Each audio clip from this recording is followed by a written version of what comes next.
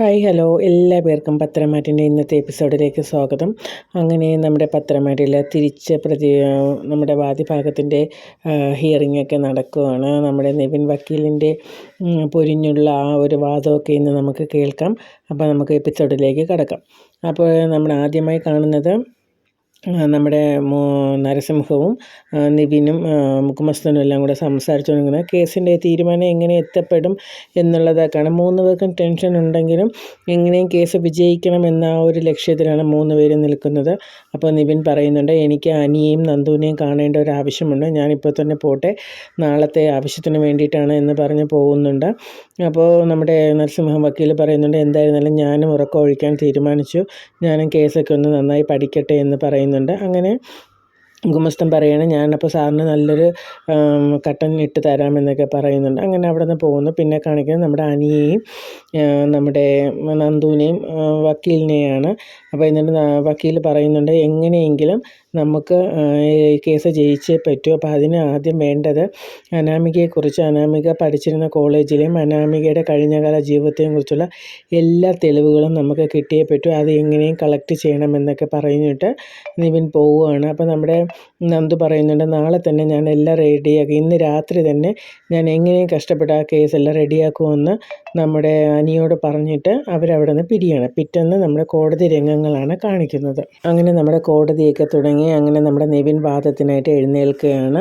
എഴുന്നേറ്റിട്ട് നമ്മുടെ അനിയോട് ചോദിക്കുന്നുണ്ട്, എങ്ങനെയാണ് നമ്മുടെ അനാമികയുമായി പരിചയപ്പെട്ട കാര്യങ്ങളൊക്കെ ചോദിക്കുന്നുണ്ട്. അപ്പോൾ പറയുന്നുണ്ട്, ഞാനിതുപോലെ ഒരു കവിത എഴുതിയപ്പോൾ അതിൻ്റെ കവിതയെ സ്നേഹിക്കുന്ന ഒരു വ്യക്തി എന്ന രീതിയിൽ വരികയും അങ്ങനെ ഒരു ലെറ്റർ അയക്കുകയും അതിൻ്റെ പേരിൽ തുടങ്ങിയ ഒരു സൗഹൃദമാണ്. പിന്നീട് വീട്ടിലേക്ക് ഇടിച്ച് കയറി വരികയും അച്ഛനും അമ്മയായിട്ട് അങ്ങനെ വന്നിട്ട് മുത്തശ്ശനും മുത്തശ്ശിയും ഒക്കെ ആയിട്ട് ഇവരുടെ അച്ഛനും അമ്മയും അനി അറിയാതെ വിവാഹം ഉറപ്പിച്ചതാണ്, അല്ലാതെ എനിക്കിതിൽ യാതൊരു പങ്കുമില്ല, അന്നും ഇന്നും എനിക്ക് അനാമികയെ സ്നേഹിക്കാൻ കഴിഞ്ഞിട്ടില്ല എന്നൊക്കെയുള്ള സത്യങ്ങളൊക്കെ തുറന്നു പറയുന്നുണ്ട്. അത് കഴിഞ്ഞിട്ട് നമ്മുടെ ആദർശിനോട് നയനയോടൊക്കെ ചോദിക്കുന്നുണ്ട്, പ്രതിഭാഗം വക്കീൽ പറഞ്ഞതുപോലെ, അല്ലെങ്കിൽ അനാമിക പറഞ്ഞിരുന്നല്ലോ അടിമത്തമാണ് അവിടെ നിൽക്കുന്നത്, നിങ്ങളാണല്ലോ അവിടെ വന്ന മൂത്ത മരുമകൾ, നിങ്ങളോട് എങ്ങനെയായിരുന്നു അപ്പോൾ എന്ന് പറയുന്നുണ്ട്, അത് ഞാൻ അവിടെ വന്നതിന് ശേഷമാണ്, ഞാനിപ്പോൾ സ്വന്തമായി നയന കളക്ഷൻസ് എന്ന ഒരു ഡിസൈനിൻ്റെ ഇതുപോലും ഞാനാണ് കേരളത്തിലെ നമ്പർ 1, അതായതുപോലും ഈ വീട്ടിൽ വന്നതിന് ശേഷം ആദർശേട്ടൻ്റെ, അതായത് എൻ്റെ ഭർത്താവിൻ്റെ സഹായത്തോടു കൂടി മാത്രമാണ് ഞാൻ അങ്ങനെ ഒരു മേഖലയിൽ പോലും എത്തിച്ചേരുന്നത്. അപ്പോൾ അടിമത്തം ആക്കുന്ന ആളാണെങ്കിൽ എങ്ങനെയാണ് അതൊക്കെ വരുന്നത് എന്ന് ചോദിക്കും. ഉടനെ നമ്മുടെ പ്രതിഭാഗം വക്കീൽ പറയുന്നുണ്ട്, അത് കല്യാണത്തിന് മുമ്പ് നയനയ്ക്ക് ആർട്ട് ഗാലറിയുടെ ഇതുണ്ടായിരുന്നു, അതുമാത്രമല്ല നയനയെ വെച്ച് കളക്ഷൻസൊക്കെ ഡിസൈനൊക്കെ ചെയ്യിപ്പിച്ച് ചൂഷണം ചെയ്യുകയാണ് എന്നൊക്കെ പറയുന്നുണ്ട്. അപ്പോൾ നമ്മുടെ ജഡ്ജി പറയുന്നുണ്ട്, പ്രതിഭാഗത്തിന് വാദിക്കാനുള്ള അവസരമൊക്കെ തന്നല്ലോ, ഇപ്പോൾ എതിർഭാഗം വാദിക്കട്ടെ എന്ന് പറയുമ്പോൾ നമ്മുടെ പ്രതിഭാഗം വക്കീൽ ഒന്നും മിണ്ടാതെ അങ്ങനെ പോയി ഇരിക്കുകയാണ്. അതൊക്കെ കഴിഞ്ഞിട്ട് നമ്മുടെ ആദർശിനോട് ചോദിക്കുന്നുണ്ട്, ചന്തുമോളുടെ കാര്യം ചോദിക്കുകയാണ്. അപ്പോൾ മോളുടെ അനഘ എന്ന പെൺകുട്ടിയുമായി നിങ്ങൾക്ക് മറ്റെന്തെങ്കിലും ബന്ധമുണ്ടോ എന്ന് ചോദിക്കുമ്പോൾ നമ്മുടെ ആദർശം ഒന്ന് പതുങ്ങുന്നുണ്ടെങ്കിലും എല്ലാവരും നോക്കിയിട്ട് പറയുന്നില്ല, എനിക്കൊരു ഇതുമില്ല എന്ന് പറയുന്നത്. അപ്പോൾ പിന്നെ എന്തിനാണ് നിങ്ങൾ ചന്തുമോളെ എടുത്ത് വളർത്തിയത്, ചന്തുമോൾ നിങ്ങളുടെ മകളാണോ എന്നിങ്ങനെ ചോദിക്കുമ്പോൾ പറയും, അല്ല, ചന്തുമോൾ എൻ്റെ മകളല്ല എന്നിങ്ങനെ പറയുകയാണ്. എന്നിട്ട് നമ്മുടെ നിവിൻ കൊടുക്കുന്നുണ്ട് ചന്തുമോൾ ആരുടെ മകളാണ് എന്നുള്ളതും അതിൻ്റെ തെളിവുകളെല്ലാം കോടതിയിൽ കൊടുക്കുകയാണ്.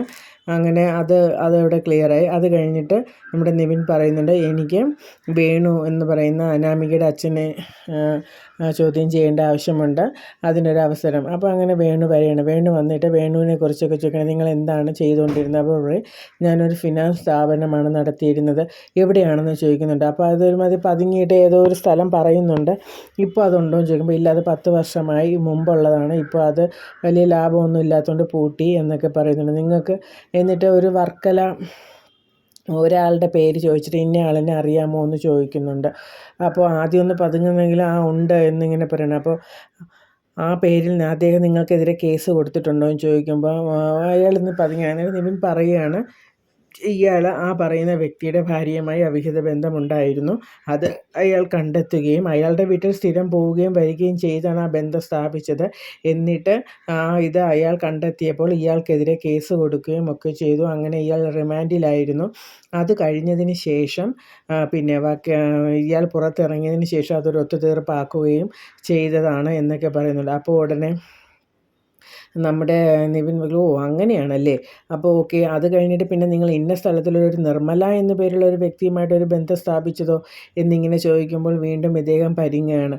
പിന്നെ അതൊക്കെ പോട്ടെ, നിങ്ങൾക്ക് ഇവിടെ എല്ലാ സ്റ്റേഷനിലും കൂടെ എത്ര കേസുകളാണുള്ളത് എന്നിങ്ങനെ ചോദിക്കുകയാണ്. അങ്ങനെ കേസുകളൊന്നും ഇല്ല സാറേ എന്ന് പറയുമ്പോൾ, ഇല്ല, നിങ്ങൾക്ക് എല്ലാ സ്റ്റേഷനുകളുമായി 10ഓളം കേസുകളുണ്ട്.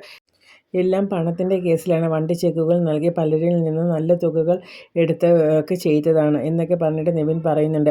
ഇതാണ് ഇവിടെ അനിക്കെതിരെ പറഞ്ഞ അനാമിക എന്ന് പറയുന്ന വ്യക്തിയുടെ കുടുംബ പശ്ചാത്തലം. അപ്പോൾ ഇതൊക്കെ അവിടെ നിന്നിങ്ങനെ പറയുമ്പോൾ നമ്മുടെ അനാമിക അങ്ങ് വിളറി വെളുത്തൊക്കെ ഇരിക്കുന്നുണ്ടോ, ഇതൊക്കെ എപ്പോഴാണ് എന്നുള്ള രീതിയിൽ അവൾ ചിന്തിക്കുന്നുണ്ട്. അങ്ങനെ ഓരോ കാര്യങ്ങളായിട്ട് എണ്ണി എണ്ണി നമ്മുടെ നിവിൻ വക്കീൽ ചോദിക്കുകയാണ്. അപ്പോൾ നമ്മുടെ പ്രതിപക്ഷം അഡ്വക്കേറ്റിനും ഒന്നും പറയാൻ പറ്റാത്ത അവസ്ഥയിലാണ്.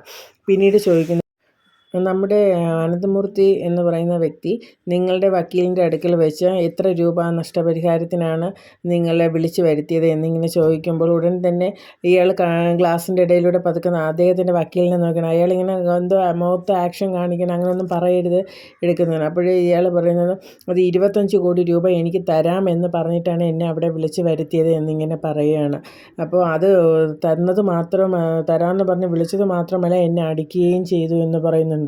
അപ്പോൾ അതിനെന്തെങ്കിലും തെളിവുണ്ടോ എന്നിങ്ങനെ ചോദിക്കുമ്പോൾ, അത് എൻ്റെ വക്കീലിൻ്റെ മുമ്പിൽ വെച്ച് തന്നെയാണല്ലോ ചോദിക്കുന്നത്, അതിൽ കൂടുതൽ എന്ത് തെളിവാണ് വേണ്ടത് എന്നിങ്ങനെ ചോദിക്കണം. അങ്ങനെ വക്കീലിനോട് ചോദിക്കുകയാണ്, അതിൻ്റെ ക്യാമറ ദൃശ്യങ്ങളൊക്കെ നിങ്ങളുടെ ഓഫീസിൽ കാണുമല്ലോ, അത് വല്ലതും കയ്യിലുണ്ടോ എന്നിങ്ങനെ ചോദിക്കുകയാണ്.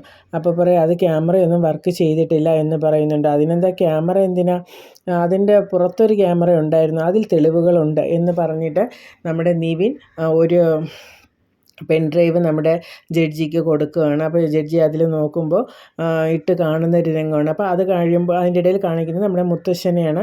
മുത്തശ്ശൻ അന്ന് നമ്മുടെ ഇതേപോലെ വക്കീൽ ഓഫീസിൽ പോകുന്നതിന് മുൻപ് അനന്തമൂർത്തി സാറിൻ്റെ ഡ്രൈവറോട് പറയുന്നുണ്ട്, ഞാൻ അകത്ത് കയറുമ്പോൾ അവിടെ നടക്കുന്ന ദൃശ്യങ്ങളെല്ലാം നീ ഇതിൽ ക്യാമറയിലൂടെ ഇതാക്കണം, ഇതിൽ സൗണ്ടും കൂടെ വരുന്നതാണ്, എല്ലാം ക്ലിയർ ചെയ്ത് എടുക്കണമെന്ന് പറയും. അപ്പോൾ ഡ്രൈവർ സമ്മതിച്ച് അതിന് ശേഷമാണ് നമ്മുടെ മുത്തശ്ശൻ പോകുന്നത്. അവിടെ നടന്ന കാര്യങ്ങളെല്ലാം പറയുന്നുണ്ട്. എന്നിട്ട് പറയുന്നുണ്ട്, 10 കോടി തന്നാൽ പോലെ 10 അല്ല 15 കോടി തന്നാൽ ശരിയാവില്ല, 20 കോടി രൂപ തന്നെ കിട്ടിയേ പറ്റുള്ളൂ, എങ്കിൽ മാത്രമേ ഈ കേസിൽ നിന്ന് പിന്മാറുള്ളൂ എന്ന് ഇദ്ദേഹം പറയുന്ന ആ വാക്കുകളെല്ലാം അവിടെ തെളിയുകയാണ്. അപ്പോൾ നമ്മുടെ ജഡ്ജി ചോദിക്കുന്നുണ്ട്, അവരാണ് പറഞ്ഞെന്ന് പറഞ്ഞിട്ട് നിങ്ങളാണല്ലോ ഇപ്പോൾ എണ്ണി പൈസ ചോദിക്കുന്നത് എന്നിങ്ങനെ പറയണം. അപ്പോൾ ഇദ്ദേഹത്തിൻ്റെ അഡ്വക്കേറ്റിനും ഒന്നും പറയാൻ പറ്റുന്നില്ല. ഇദ്ദേഹം ആകെ ഒരുമാതിരി വിളറി വെളുത്ത കണക്ക് അങ്ങ് നിൽക്കണം. അപ്പോൾ നമ്മുടെ മുത്തശ്ശൻ ഇതെല്ലാം ഇങ്ങനെ ആലോചിച്ച് ഇങ്ങനെ നിൽക്കുകയാണ്. അപ്പോൾ ഇനി നിവിൻ്റെ ആ ഒരു ഇത് തുടങ്ങണം. അപ്പോൾ അവിടെ ആ വാദമൊക്കെ കേൾക്കുമ്പോൾ എല്ലാ പേർക്കും ഒരു സന്തോഷമാണ്. നമ്മുടെ നയനയ്ക്കും ദേവയാനിക്കും ആദർശിനും അനിക്കും എല്ലാ പേർക്കും, നന്ദുവിനും ഒക്കെ സന്തോഷമാവുകയാണ്. അപ്പോൾ ഇനി അങ്ങോട്ട് വരുന്ന ദിവസങ്ങളിൽ നല്ല ഒരു എപ്പിസോഡ് തന്നെ ആയിരിക്കും. എന്തായിരുന്നാലും നമ്മുടെ നിവിൻ കലക്കിയിട്ടുണ്ട്. അങ്ങനെ ഇന്നത്തെ എപ്പിസോഡ് ഇവിടെ അവസാനിക്കുകയാണ്. നാളത്തെ എപ്പിസോഡൊക്കെ നല്ല അടിപൊളി എപ്പിസോഡുകളായിരിക്കും. നമുക്ക് പ്രതീക്ഷയോടെ കാത്തിരിക്കാം. അപ്പോൾ എല്ലാവർക്കും ഇഷ്ടപ്പെട്ട് കാണുമെന്ന് കരുതുന്നു. എല്ലാവരും ലൈക്ക് ചെയ്യാനും ഷെയർ ചെയ്യാനും സബ്സ്ക്രൈബ് ചെയ്യാനും വിട്ടുപോകരുത്. നിങ്ങളുടെ കമൻറ്റുകളെല്ലാം കമൻറ്റുകളിലൂടെ അറിയിക്കണം, ലൈക്ക് ചെയ്യണം. ഓക്കെ, അപ്പോൾ നമുക്ക് മറ്റൊരു വീഡിയോയിലൂടെ വീണ്ടും കാണാം. അതുവരെ എല്ലാവർക്കും നല്ലൊരു ദിവസം ആശംസിച്ചുകൊണ്ട് ഇന്നത്തെ ഈ എപ്പിസോഡ് ഞാനിവിടെ വൈൻഡപ്പ് ചെയ്യുകയാണ്. Okay, bye bye, thank you.